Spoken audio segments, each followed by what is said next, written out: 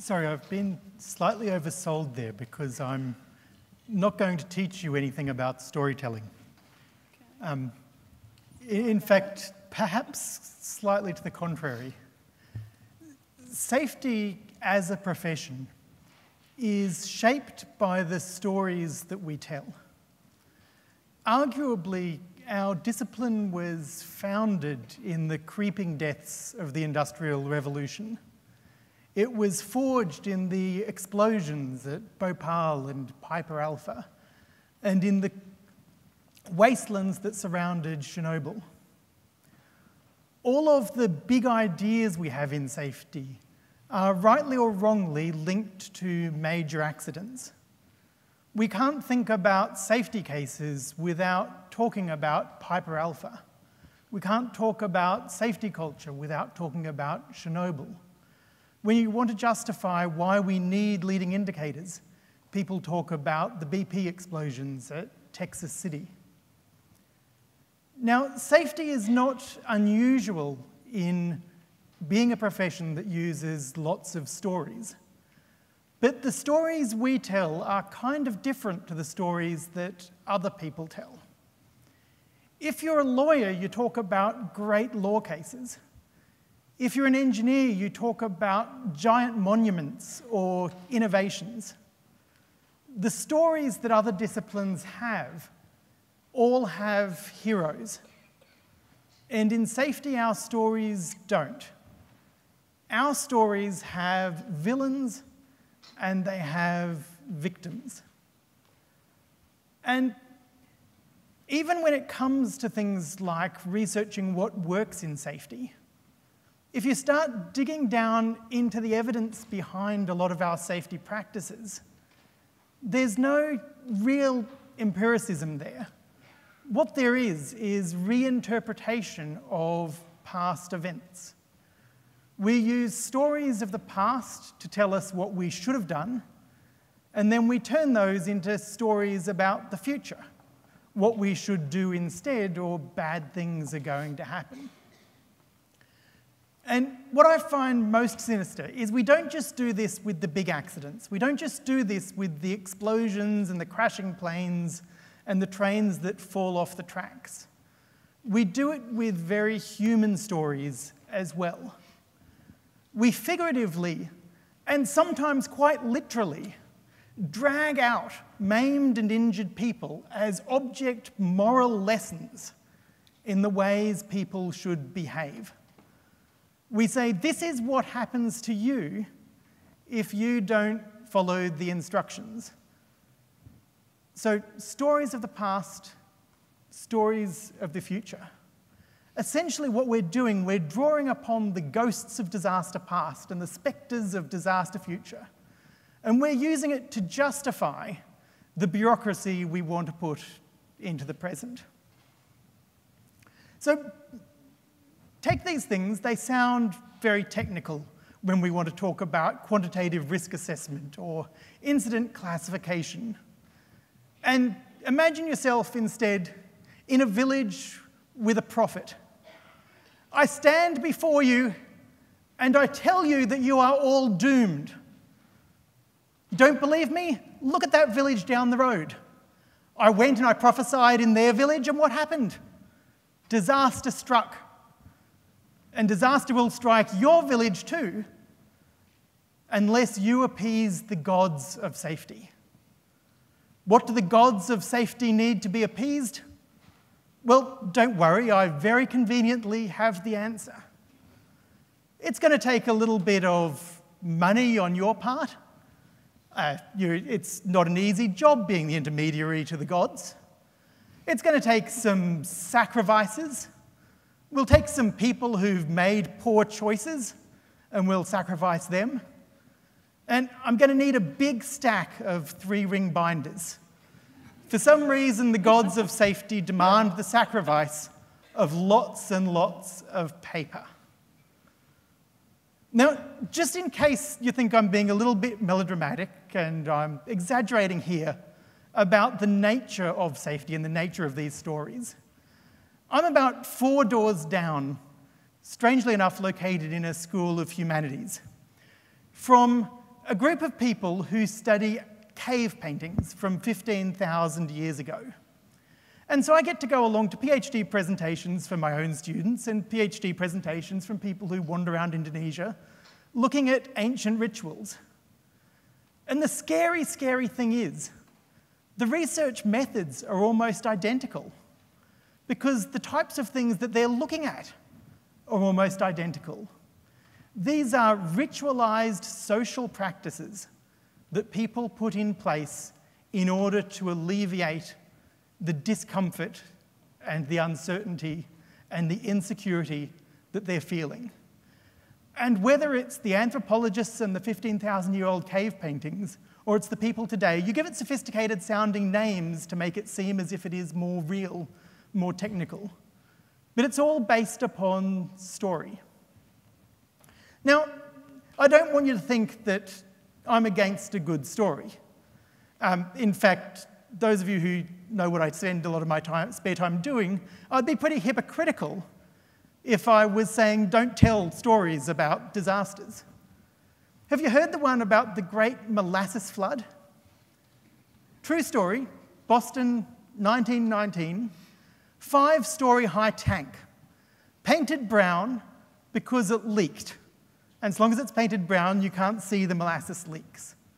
Kids used to run along the side of this tank with sticks, and they'd collect the leaking molasses like fairy floss to eat. And then one particularly warm day, fermenting molasses, bit of gas, we start hearing rivets popping like machine gun fire. And we've got a whole bunch of returned veterans hanging around, so they're all diving for cover thinking that they're being shot at.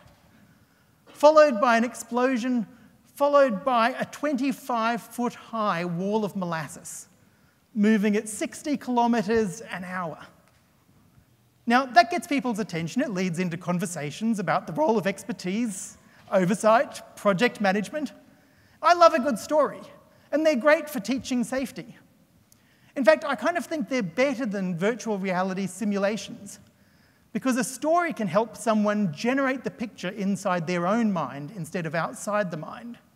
It gets people to engage. It can help them over threshold concepts, understanding the real problems that people faced, getting away from hindsight to think, what was it like for the people in these situations with the information they had?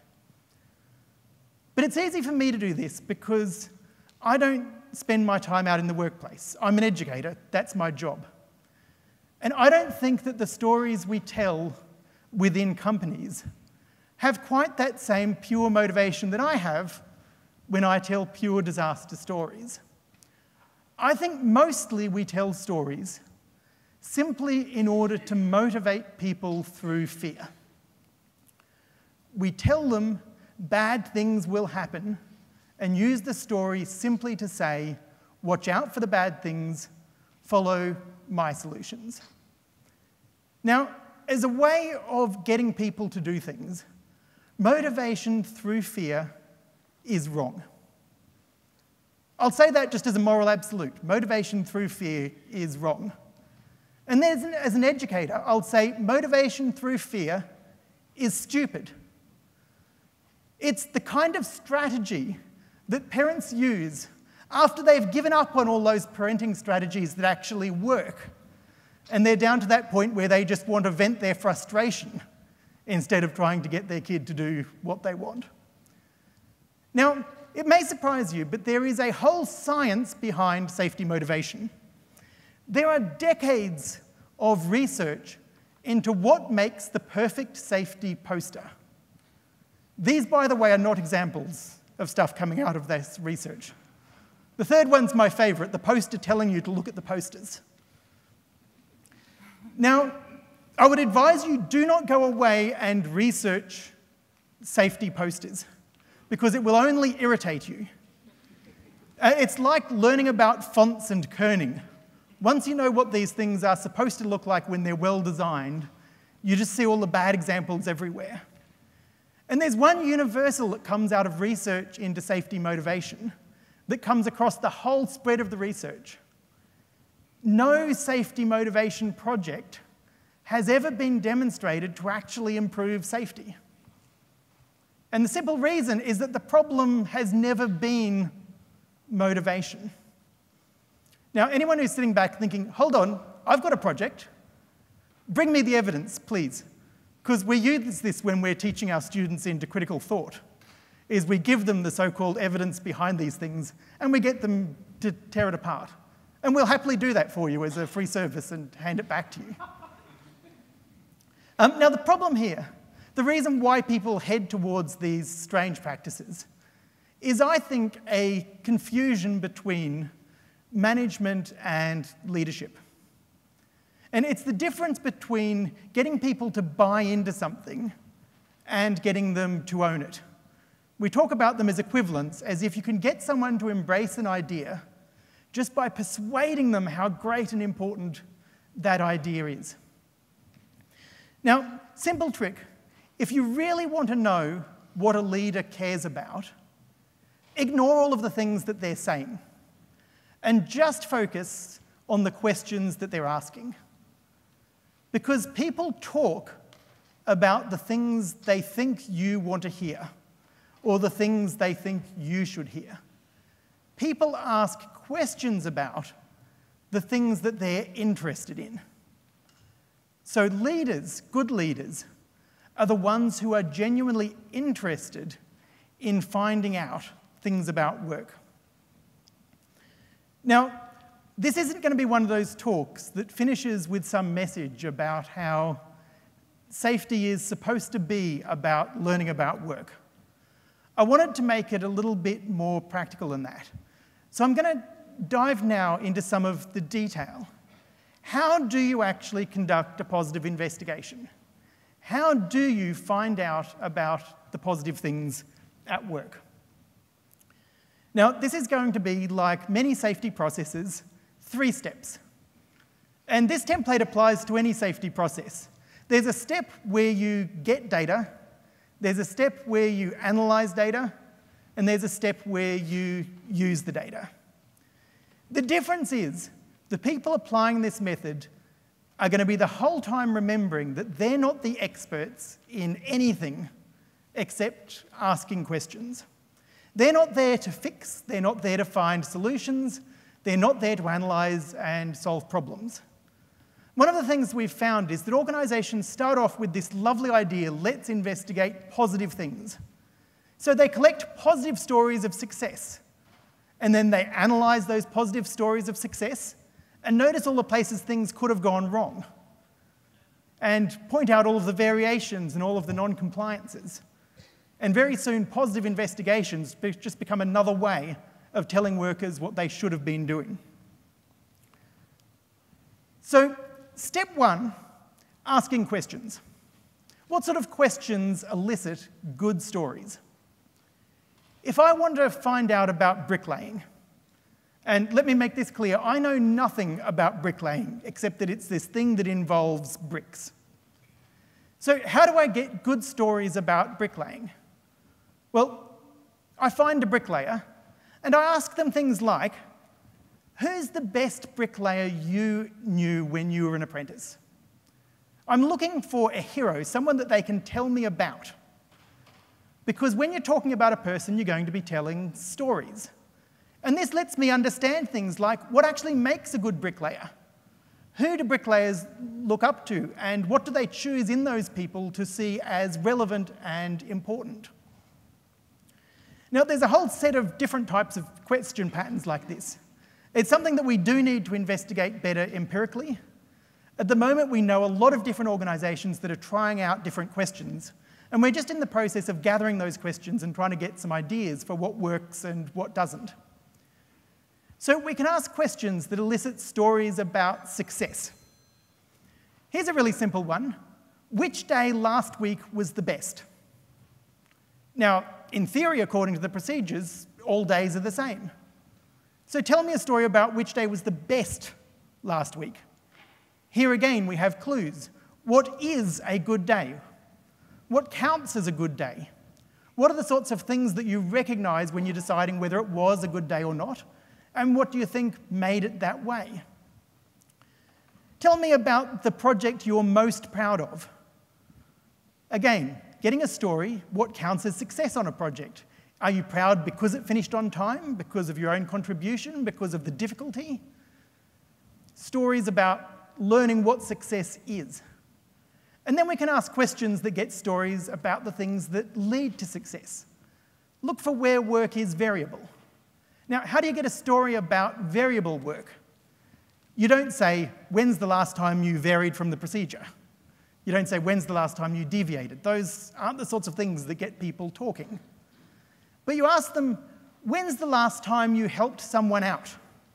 Or when's the last time someone helped you out?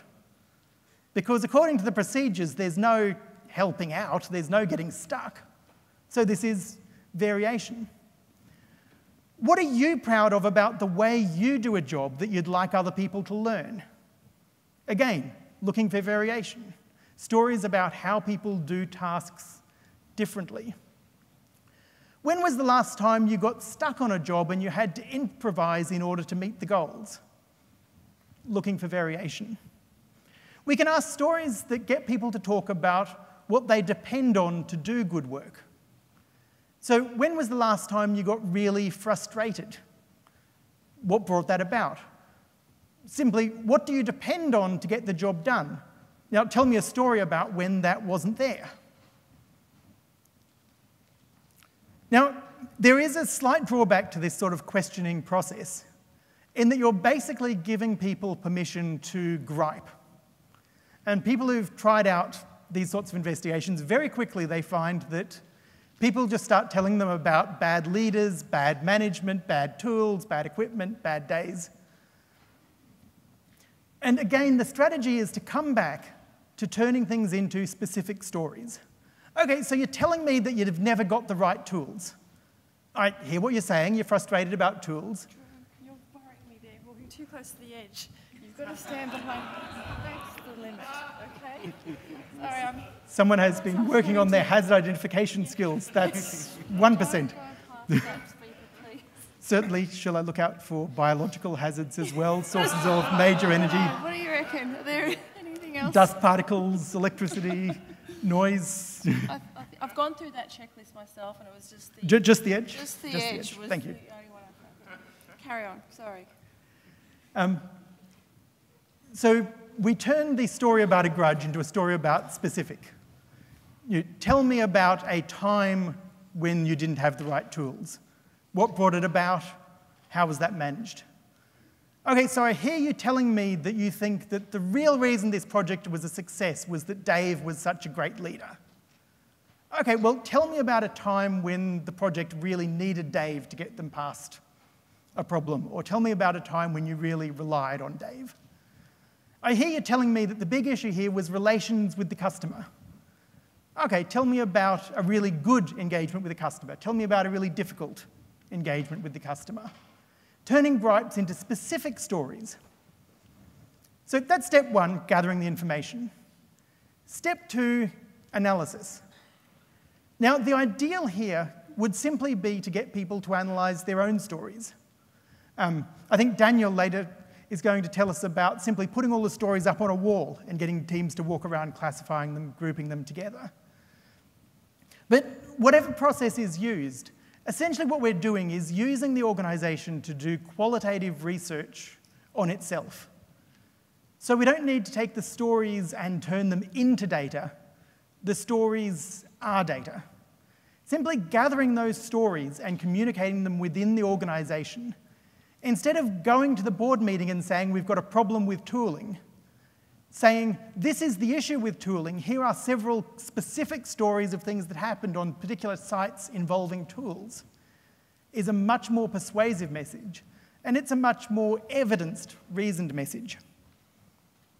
Now, here's the really hard step. This is the complicated one. This is the one that's difficult to implement. Step 3 in the process. You collect the data, you analyse the data, you walk away. Now, that's kind of a hard sell for safety practitioners. Because I don't know about you, but I got into the business because I wanted to make people safer.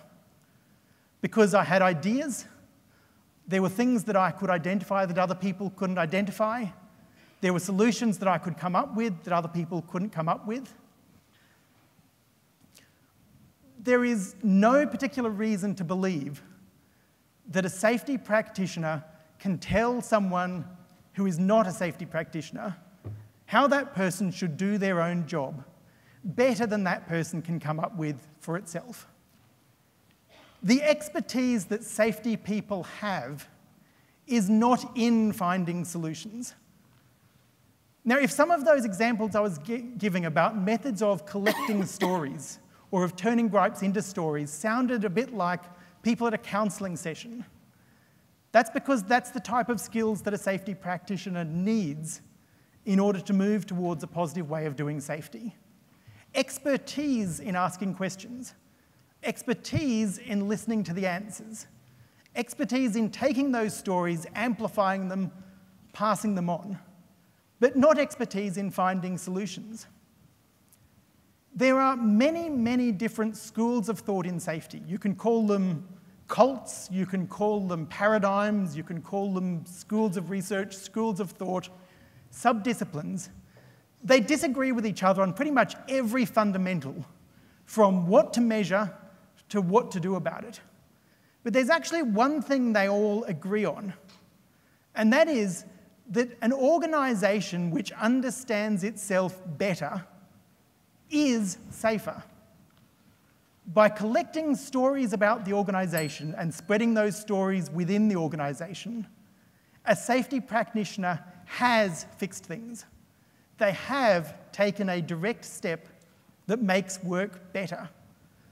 They've done it without writing a procedure, without motivating anyone, without scaring anyone, simply by being there, collecting stories, listening to stories, hearing those stories, passing those stories on. And the accumulated sum of what is collected there are not tales of disaster. They're tales of things that are really interesting about work. It is a lot more fun finding out how exactly someone drills a particular type of explosive hole and fills it than it is watching them do it and writing a little tick on a box based on whether they're wearing a helmet or not while they're doing it. It's fascinating to learn about work in all its variety. It's a fun job, it's an exciting job, and it's a positive job. I don't think we're going to be able to get old school safety practitioners to suddenly stop doing safety. But what we can do is give them something to do instead, something that uses their expertise, uses their accumulated knowledge. Safety as a profession is shaped by the stories we tell. If we want to do safety differently, then what we need to do is start telling different stories.